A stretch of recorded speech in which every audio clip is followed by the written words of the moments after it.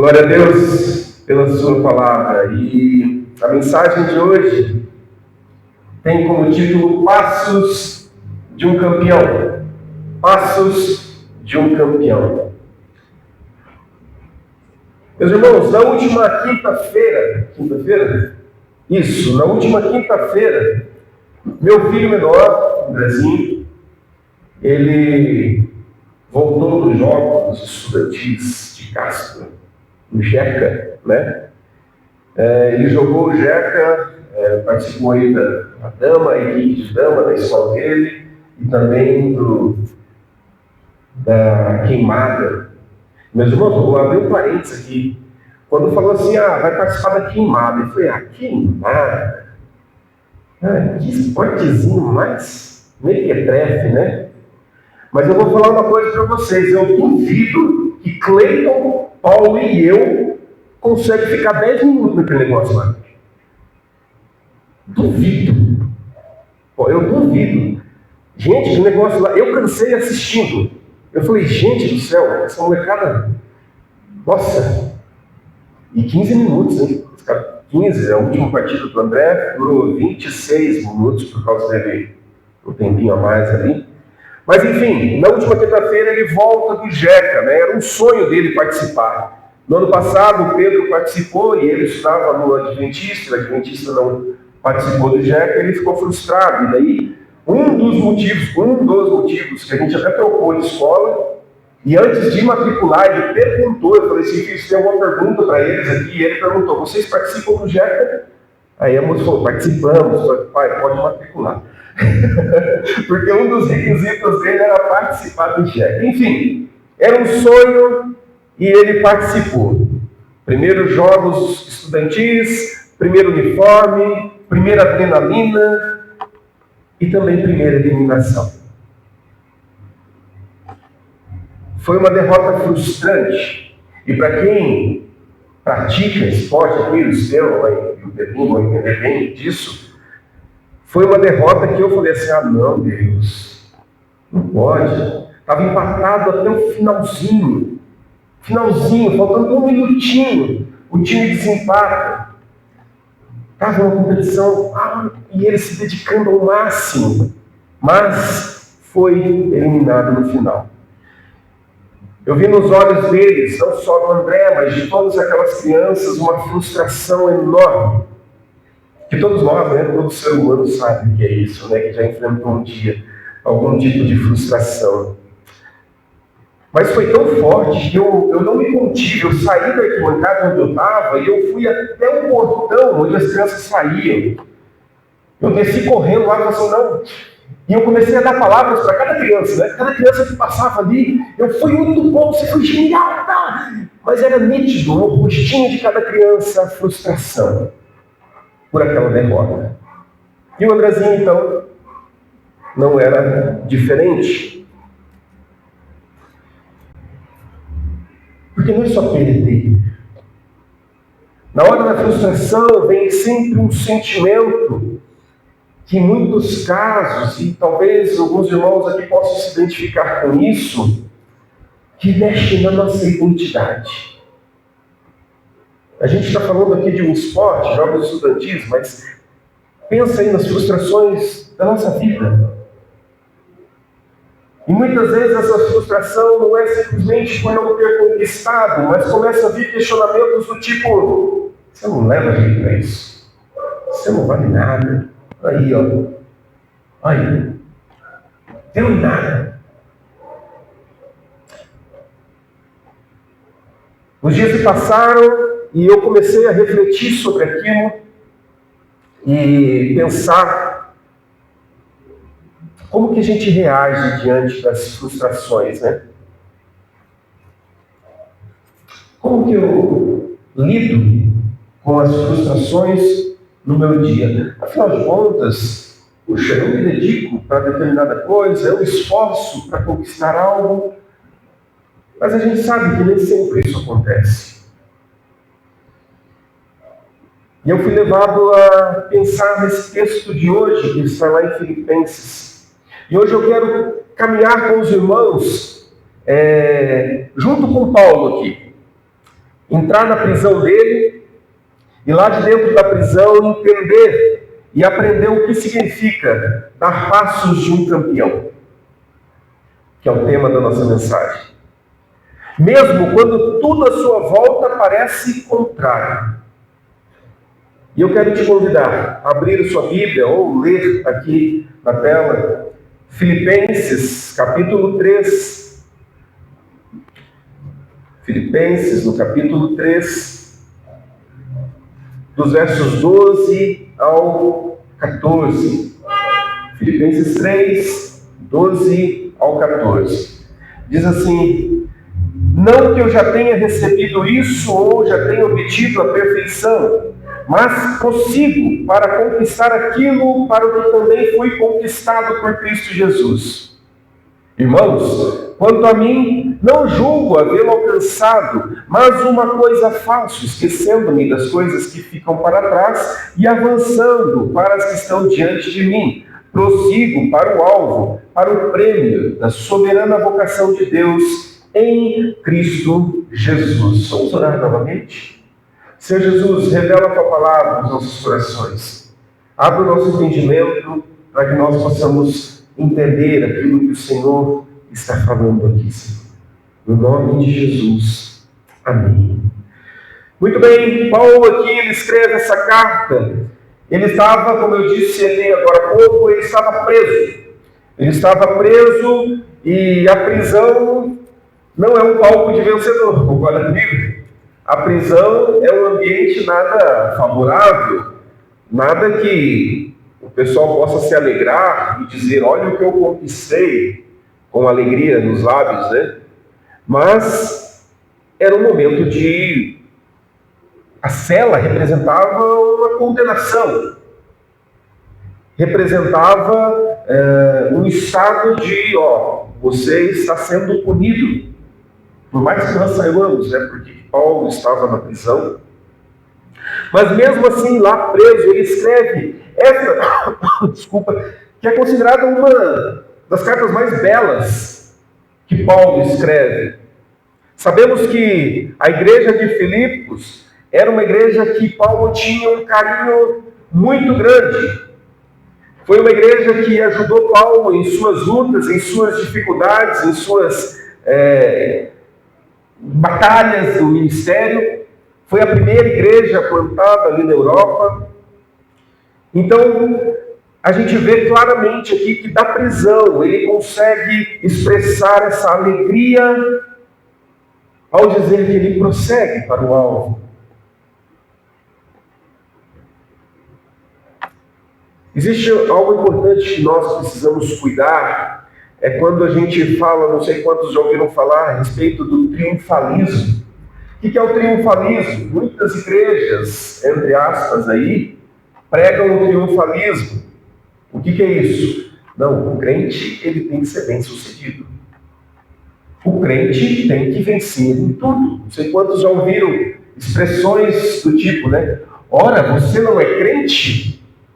Como assim você está com depressão? Ora, você não é crente? Como assim você está com problema financeiro? Ora, você não é crente?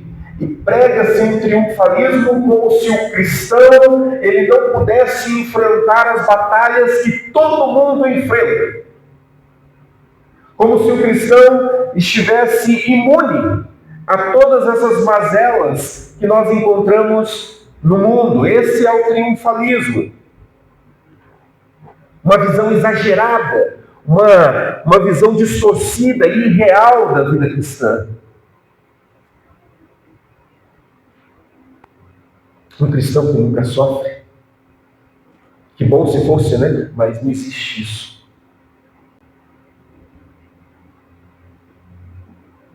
E é sobre isso que nós precisamos cuidar, porque Paulo sabia exatamente disso, porque ele corria.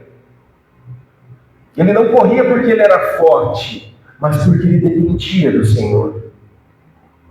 Ele corria não para conquistar algo, mas ele corria porque ele foi conquistado pelo Senhor Jesus. No verso 12, aliás, um pouquinho antes ali. É assim, no verso 12 mesmo. Paulo começa dizendo: não que eu já tenha recebido ou tenha obtido a perfeição. Ou seja, eu ainda não cheguei. Eu ainda falho. Eu ainda tropeço.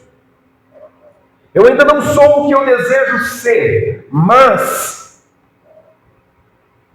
eu corro. Ou seja, Paulo entendia que ele não era perfeito. Ele não era o super Paulo, apesar de nós admirarmos o trabalho dele, mas ele coloca justamente essa ideia de que ele reconhece quem ele era, ou seja, um pecador. E se nós olharmos o currículo de Paulo, ele teria todos os motivos do mundo para falar assim: não, mas eu sou o Paulo. Olha quem eu sou. Por todo o currículo que ele tinha. Mas não é isso que ele nos ensina, que ele fala aqui. E aqui está o primeiro conflito da alma cristã que a gente precisa estar atento. A gente sabe quem Cristo é. Mas será que a gente vê quem nós somos?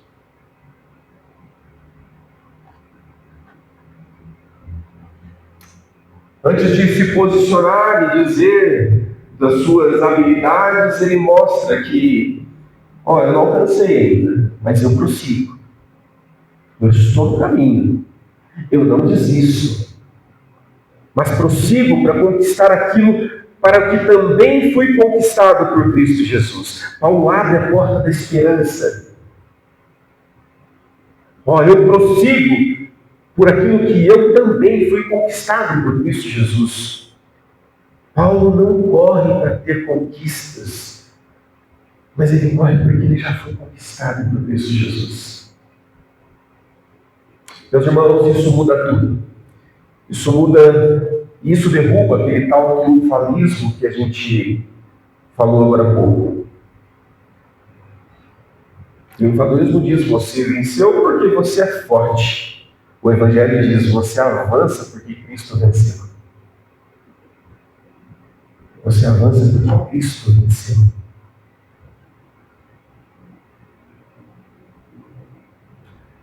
Ok, mas se Cristo me alcançou,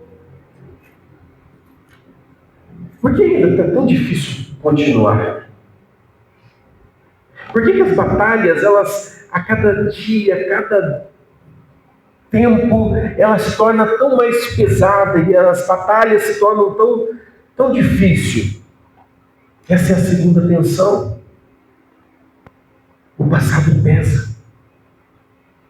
O passado pesa.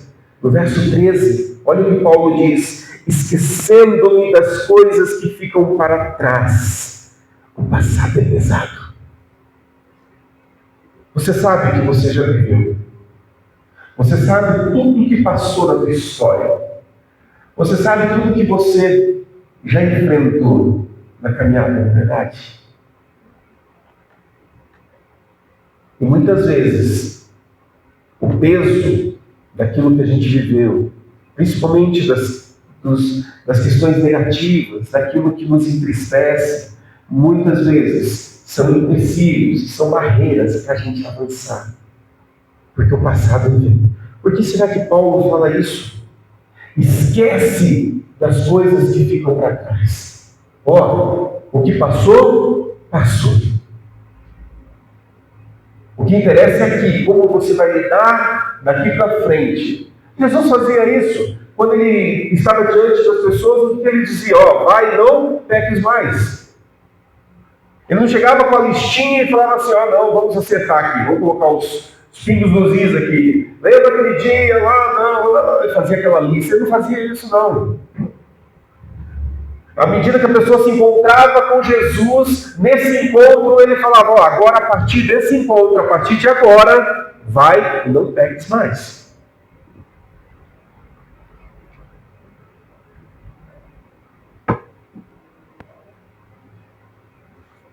Às vezes, não são as memórias que pesam, mas as interpretações delas.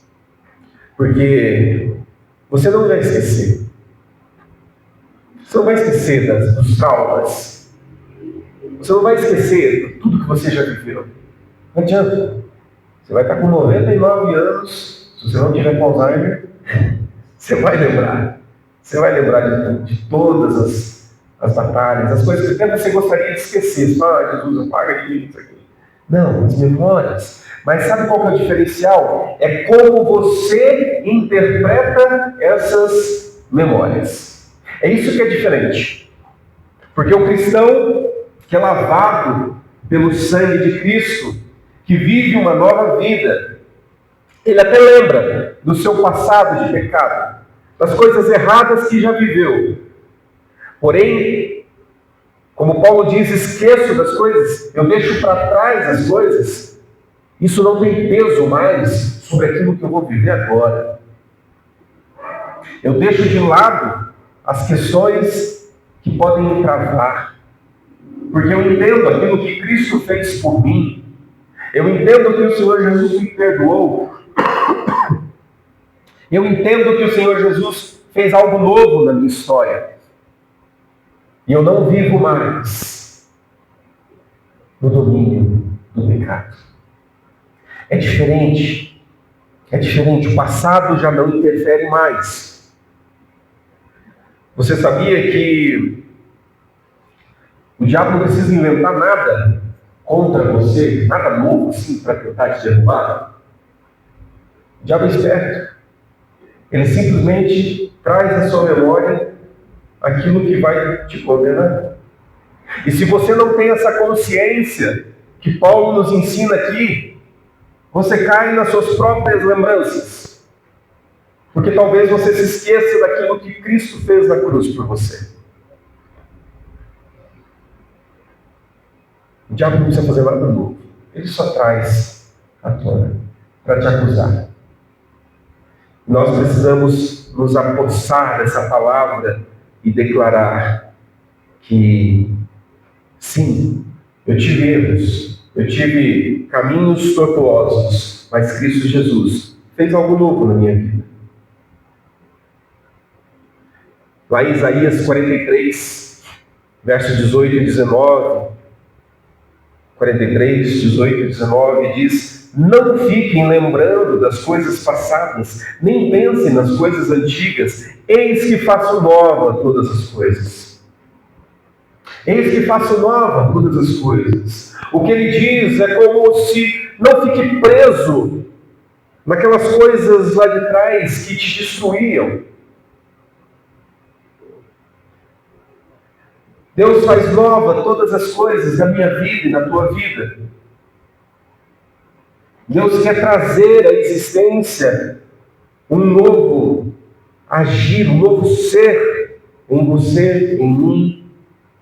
Por isso eu não me apego naquelas coisas que ficam para trás, que são do passado. Quem é esportista sabe, principalmente corredor, né? Que ele, quando ele está na maratona ou em qualquer outra atividade, 100 metros, enfim, ele não pode olhar para trás. Porque qualquer olhadela para trás, o que acontece? Ele perde segundos. Qualquer movimento diferente, quem sabe querendo olhar se o adversário está perto ou não, para ele é segundos que podem custar a vitória. Não olha para trás, olha para frente. No nosso caso aqui, olhamos com foco em Cristo Jesus. Nós focamos na cruz de Cristo. Nós focamos na graça do Senhor Jesus.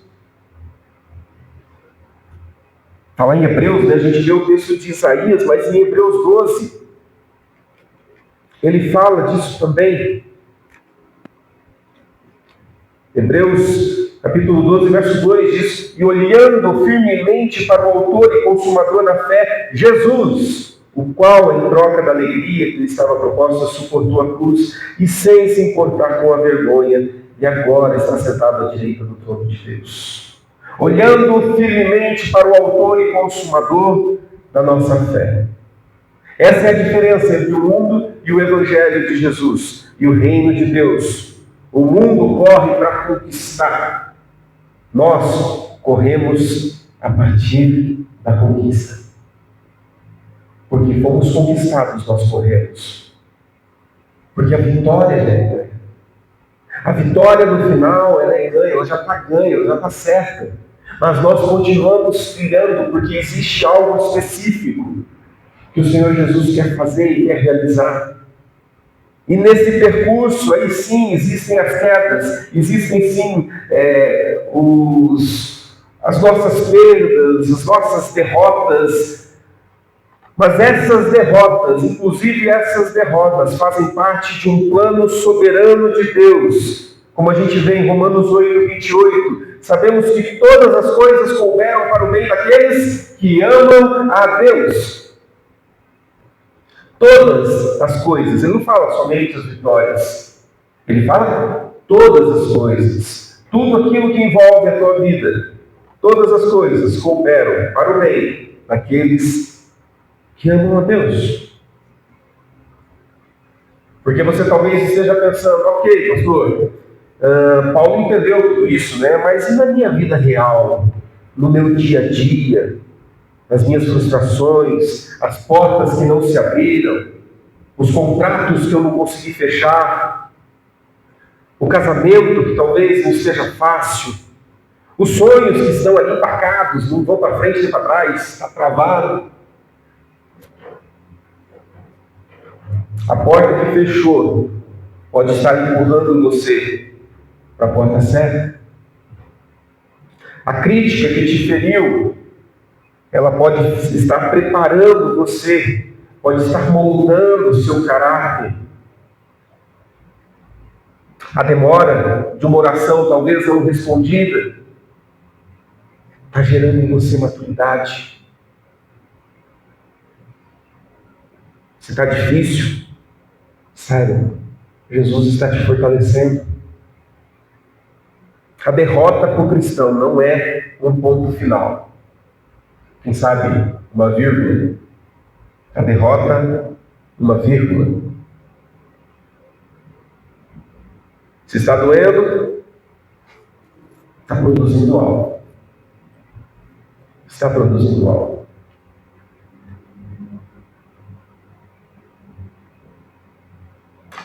Voltando à cena do início, a cena do meu filho, decepcionado com a eliminação dos jogos, ele não deixou de ser campeão só porque ele perdeu os jogos. Essa é uma verdade que a gente precisa lembrar. Ele não deixou de ser campeão porque ele perdeu o jogo. Ele é campeão porque ele não desistiu. Ele é campeão porque mesmo sendo atingido pela bola, ele sai de um posto e vai para o outro, daí o outro lado ele tem que jogar a bola também. E ele tinha o mesmo empenho. Ou seja, eu tenho algo para fazer. Ok, recebi uma bolada, já não estou no centro aqui, agora eu vou para o outro lado porque eu tenho algo para fazer lá do outro lado. E ele não desiste. E ele vai, ele continua. Talvez você hoje esteja cansado. E talvez essa canseira não seja física. Seja uma canseira mental. Seja uma canseira de... Acaba logo, mano. Acaba logo, mano. Estou cansado. É difícil. Talvez você viva momentos de desânimo. Viva momentos de... Puxa, queria que fosse diferente. Talvez você se sinta eliminado de uma competição. Mas Paulo diz da prisão. Eu prossigo. Ele diz isso da prisão. Eu prossigo. Ele não tinha chegado lá, mas sabia que para onde ele estava indo, ele sabia quem estava com ele. E você também sabe. Eu também sei. E hoje, Deus nos chama para dar mais um passo. Não um passo triunfalista, de não, vai dar certo, vai dar certo, vai dar certo, sabe, Deus? Não, vai dar certo, vai dar certo. Faz um mantra, né? Não, não vai não. Pode ser que amanhã você perca o emprego. Pode ser que amanhã você bata o carro. Então não adianta ficar falando assim, sabe? Não vai dar certo, vai dar certo, vai dar certo. Não, não vai. Não se iluda com isso, isso é uma mentira do diabo. O cristão está sujeito a todas as coisas. Porém, independente do que vier a acontecer, eu prossigo para o alvo. Independente do que vier, eu levanto a minha cabeça e vou adiante.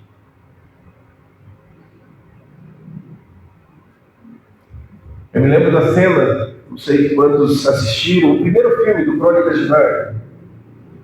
O primeiro deles. Que eles conhecem Asa, tal. E em determinada cena, o Edmundo tinha sido já preso lá pela Rainha Má e eles precisam ir atrás, né, para resgatar o Edmundo.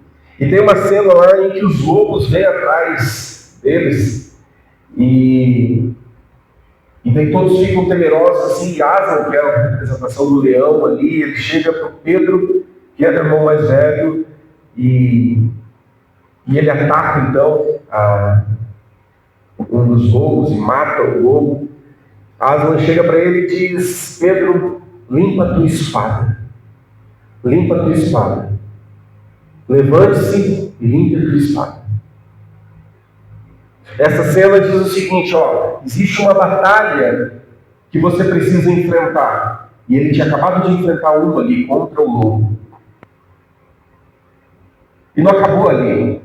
Ele fala: levanta, limpa a tua espada. A gente vai continuar. E você vai precisar dela. Então nós, como cristãos, nós vamos enfrentar as nossas batalhas. Nós iremos enfrentar as nossas lutas. E talvez algumas delas nós caímos. Você vai para a lona. Isso não significa que Jesus perdeu. Não. Significa que isso faz parte da tua jornada. E você precisa levantar, limpar a sua espada, porque a outra batalha está logo à frente. Nós não permanecemos caídos, nós nos levantamos. Então, meus irmãos, hoje Deus te chama para mais esse passo. Certamente você já enfrentou muitos desafios. Certamente você já enfrentou muitas batalhas na tua jornada. Certamente você já teve muitas frustrações. Mas o texto nos ensina para não olhar para trás, para seguir adiante. Ou você vai escolher levantar a cabeça e olhar para o foco e prosseguir, como Paulo orienta, prosseguir para o alvo, ou você vai entrar no estado de autocomiseração, né? De, olha só como eu sou fraquinho, olha só como eu estou sendo atingido, como fui eu. Não, levante-se, limpe a sua espada e vamos adiante. Guarde isso na tua alma. Guarde isso no teu coração. O campeão não é aquele que nunca cai. O campeão não é aquele que nunca cai. Mas é aquele que continua dando os passos. É aquele que prossegue. É aquele que vai adiante. Porque Cristo já venceu. E saiba, o Senhor Jesus, Ele já venceu a batalha final, mas Ele te fortalece para as batalhas diárias. É Ele quem vai te dar força para continuar recebendo as pancadas, mas quando eu continuo, porque o final eu já sei.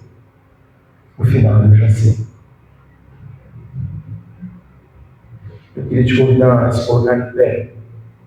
para nós orarmos.